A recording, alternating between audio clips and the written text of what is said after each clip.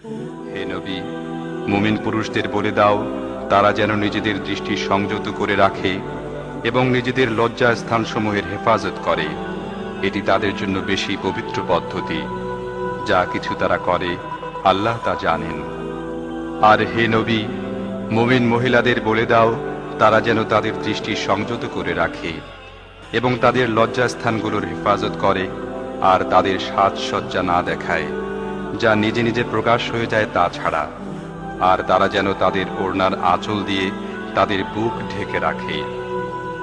তারা যেন তাদের সাজসজ্জা প্রকাশ না করে, তবে নিম্মুক্তদের সামনে ছাড়া। স্বামী, বাপ, স্বামীর বাপ, নিজের ছেলে, স্বামীর ছেলে, ভাই, ভাইয়ের ছেলে, বোনের ছেলে, নিজের মেলামেশার মেয়েদের, নিজের মালিকানাধীনদের, অধীনস্থ পুরুষদের যাদের অন্য কোনো রকম উদ্দেশ্য নেই, এবং এমন শিশুদের সামনে ছাড়া যারা মেয়েদের গোপন বিষয় সম্পর্কে এখনো অজ্ঞ।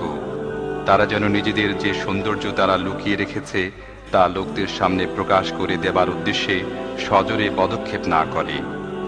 হে মুমিনগণ, তোমরা সবাই মিলে আল্লাহর কাছে তওবা করো, আশা করা যায় তোমরা সফল কাম হবে।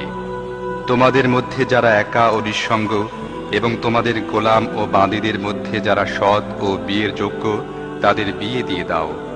যদি তারা গরিব হয়ে থাকে তাহলে আল্লাহ আপন মেহেরবানিতে তাদেরকে ধনী করে দেবেন। আল্লাহ বড়ই প্রাচুর্যময় ও সর্বজ্ঞ। আর যারা বিয়ে করার সুযোগ পায় না তাদের পবিত্রতা ও সাধুতা অবলম্বন করা উচিত যতক্ষণ না আল্লাহ নিজ অনুগ্রহে তাদেরকে অভাবমুক্ত করে দেন। আর তোমাদের মালিকানাধীনদের মধ্য থেকে যারা মুক্তির জন্য লিখিত চুক্তির আবেদন করে তাদের সাথে চুক্তিবদ্ধ হও, যদি তাদের মধ্যে কল্যাণের সন্ধান পাও। আর আল্লাহ তোমাদের যে সম্পদ দিয়েছেন তা থেকে তাদেরকে দাও। আর তোমাদের বাদীরা যখন নিজেরাই সতী সাধ্যী থাকতে চায় তখন দুনিয়াবী স্বার্থ লাভের উদ্দেশ্যে তাদেরকে দেহ বিক্রয়ে বাধ্য করো না। আর যে তাদেরকে বাধ্য করে তবে এ জোর জবরদস্তির পর আল্লাহ তাদের জন্য ক্ষমাশীল ও করুণাময়। হে ঈমানদারগণ, নিজেদের গৃহ ছাড়া অন্যের গৃহে প্রবেশ করো না যতক্ষণ না গৃহবাসীদের সম্মতি লাভ করো এবং তাদেরকে সালাম করো। এটি তোমাদের জন্য ভালো পদ্ধতি। আশা করা যায় তোমরা এদিকে নজর রাখবে। তারপর যদি সেখানে কাউকে না পাও তাহলে তাতে প্রবেশ করো না যতক্ষণ না তোমাদের অনুমতি দেয়া হয়। আর যদি তোমাদের বলা হয় ফিরে যাও তাহলে ফিরে যাবে। এটি তোমাদের জন্য বেশি শালীন ও পরিচ্ছন্ন পদ্ধতি, এবং যা কিছু তোমরা করো আল্লাহ তা খুব ভালোভাবেই জানেন। তবে তোমাদের জন্য কোনো ক্ষতি নেই যদি তোমরা এমন গৃহে প্রবেশ করো যেখানে কেউ বাস করে না এবং তার মধ্যে তোমাদের কোনো কাজের জিনিস আছে। তোমরা যা কিছু প্রকাশ করো এবং যা কিছু গোপন করো আল্লাহ সবই জানেন। আমি দ্ব্যর্থহীন পথ নির্দেশক আয়াত তোমাদের কাছে পাঠিয়েছি। তোমাদের পূর্বে অতিক্রান্ত জাতিদের শিক্ষণীয় দৃষ্টান্ত তোমাদের সামনে উপস্থাপন করেছি এবং মুত্তাকিদের জন্য উপদেশও দিয়েছি। আল্লাহ আকাশমণ্ডলী ও পৃথিবীর আলো। বিশ্বজাহানে তার আলোর উপমা যেন একটি তাকে একটি প্রদীপ রাখা আছে। প্রদীপটি আছে একটি চিমনির মধ্যে। চিমনিটি দেখতে এমন যেন মুক্তোর মতো ঝকমকে নক্ষত্র।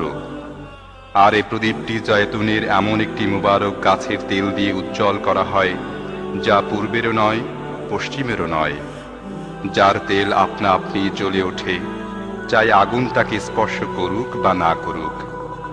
এভাবে আলোর উপরে আলো বৃদ্ধির সমস্ত উপকরণ একত্র হয়ে গেছে। আল্লাহ যাকে চান নিজের আলোর দিকে পথ নির্দেশ করেন। তিনি উপমার সাহায্যে লোকদের কথা বোঝান। তিনি প্রত্যেকটি জিনিস খুব ভালো করেই জানেন। তার আলোর পথ অবলম্বনকারী ওইসব ঘরে পাওয়া যায় যেগুলোকে উন্নত করার ও যেগুলোর মধ্যে নিজের নাম স্মরণ করার হুকুম আল্লাহ দিয়েছেন। সেগুলোতে এমন সব লোক সকাল সাঁঝে তাঁর পবিত্রতা ও মহিমা ঘোষণা করে যারা ব্যবসায় ও বেচাকেনার ব্যস্ততার মধ্যেও আল্লাহর স্মরণ এবং নামাজ কায়েম ও জাকাত আদায় করা থেকে গাফিল হয়ে যায় না। তারা সেদিনকে ভয় করতে থাকে যেদিন হৃদয় বিপর্যস্ত ও দৃষ্টি পাথর হয়ে যাবার উপক্রম হবে।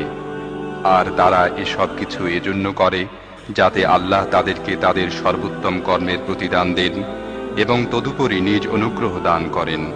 আল্লাহ যাকে চান বেহিসাব দান করেন।